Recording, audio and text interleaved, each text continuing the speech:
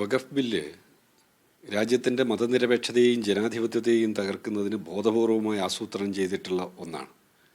അത് ന്യൂനപക്ഷങ്ങളെ വേട്ടയാടുന്നതിന് വേണ്ടി RSSൻ്റെ രാഷ്ട്രീയ അജണ്ടയാൽ മുന്നോട്ട് വെക്കപ്പെട്ടിട്ടുള്ളതുമാണ്. ഒരു കാരണവശാലും ഈ രാജ്യത്തിലെ ജനാധിപത്യ മതനിരപേക്ഷവാദികളായ മനുഷ്യർക്ക് ഇത് അംഗീകരിക്കാനേ ആവില്ല. ഇവർ പാർലമെൻ്ററി സംവിധാനങ്ങളെ മുഴുവൻ RSSൻ്റെ രാഷ്ട്രീയ താൽപ്പര്യത്തിനായി ഉപയോഗപ്പെടുത്തുന്നു. ഇന്ത്യ എന്ന രാജ്യം രൂപപ്പെട്ടതും ഇന്ത്യ എന്ന രാജ്യത്തിലെ എല്ലാ മേഖലകളിലും വികസിച്ചു വന്നിട്ടുള്ളതും അത് നമ്മളെല്ലാം ഒന്നിച്ച് നടത്തിയിട്ടുള്ള പ്രവർത്തനങ്ങളുടെ ഭാഗമാണ്. ഇവിടെ മതന്യൂനപക്ഷങ്ങളെ വേട്ടയാടുന്നതിന് വേണ്ടിയുള്ള ബില്ലുകൾ, നിയമനിർമ്മാണങ്ങൾ ഒക്കെയാണ് ഇവർ രൂപപ്പെടുത്തുന്നത്. ഇതിനെ ചിലർ വഴിതെറ്റി ചിന്തിച്ച് ഇതിനെ പിന്തുണക്കുന്നുണ്ട്. അവരോട് ഞങ്ങൾക്ക് ഓർമ്മപ്പെടുത്താനുള്ളത്, ഇന്ന് മുസ്ലിം ജനവിഭാഗത്തെ വേട്ടയാടുമ്പോൾ അതിന് പിന്തുണ കൊടുക്കാൻ നിങ്ങൾ നിൽക്കുകയാണെങ്കിൽ നാളെ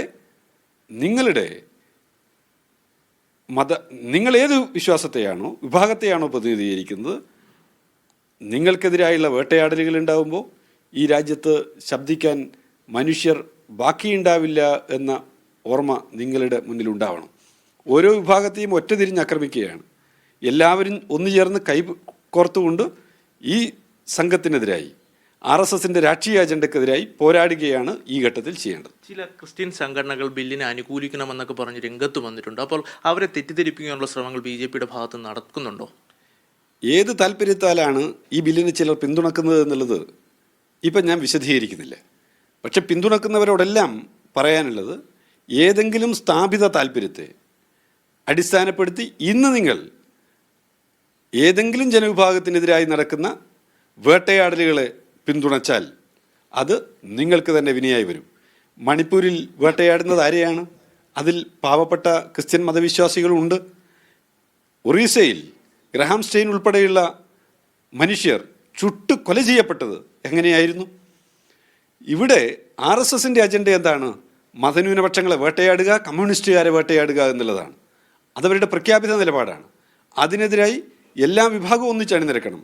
ഞങ്ങൾ കമ്മ്യൂണിസ്റ്റുകാർ ഈ കാര്യത്തിൽ സുവ്യക്തമായിട്ടുള്ള രാഷ്ട്രീയ നിലപാടുള്ളവരാണ്. ഇന്നലെ കേരളത്തിൽ നിന്നുള്ള MPയും അതുപോലെ തന്നെ കേന്ദ്രമന്ത്രിയുമായ സുരേഷ് ഗോപിയുടെ പ്രസ്താവനകൾ കണ്ടു കാണും. പ്രമേയത്തെ അറബിക്കടലിൽ എറിയുന്നൊക്കെ അതിനെങ്ങനെയാണ് വിലയിരുത്തുന്നത്? കാരണം കേരളത്തിൽ ഈ മുനമ്പമടക്കം വിഷയം നടക്കുന്നുണ്ട്. അതിനെയൊക്കെ ഒരു രാഷ്ട്രീയ തന്ത്രമാക്കി ഉപയോഗിക്കുന്നുണ്ടോ? സുരേഷ് ഗോപി കേരളത്തിലെ നിയമസഭ പാസ്സാക്കിയിട്ടുള്ള പ്രമേയം കടലിലെറിയണം, പിച്ച് ചീന്തി കടലിലെറിയണം എന്നാണല്ലോ പറഞ്ഞിട്ടുള്ളത്.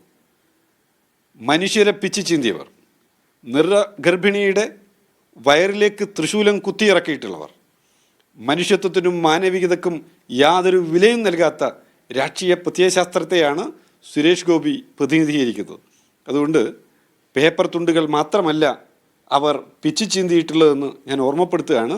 അതിലാരെങ്കിലും ആവേശം കൊള്ളുന്നുണ്ടെങ്കിൽ മതനിരപേക്ഷവാദികൾക്ക് അതിൽ ആവേശം കൊള്ളാൻ കഴിയില്ല എന്ന് മാത്രമല്ല, അതിനെതിരായി എല്ലാ അർത്ഥത്തിലുമുള്ള പോരാട്ടം ഞങ്ങൾ നടത്തുക തന്നെ ചെയ്യും. ഒറ്റ കൂട്ടിച്ചേർക്കൽ നടത്തുകയാണ് ഞങ്ങൾ ഈ ബില്ലിനെതിരായി, വഖഫ് ബില്ലിനെതിരായി. എല്ലാ അർത്ഥത്തിലും ഞങ്ങൾ പോരാടും, ഭേദഗതിക്കെതിരായി പോരാടും.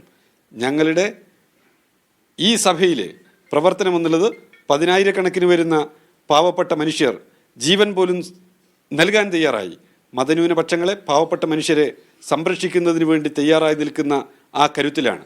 അതുകൊണ്ട് ഞങ്ങളുടെ അവസാനത്തെ ശ്വാസം വരെയും മതനിരപേക്ഷതയ്ക്കായി ഈ രാജ്യത്തിലെ വേട്ടയാടപ്പെടുന്ന മനുഷ്യരെ സംരക്ഷിക്കുന്നതിന് വേണ്ടി പാർലമെൻറ്റിനകത്തും പുറത്തും ഞങ്ങൾ പോരാടും, ഞങ്ങൾ വോട്ട് ചെയ്യും അതിന്.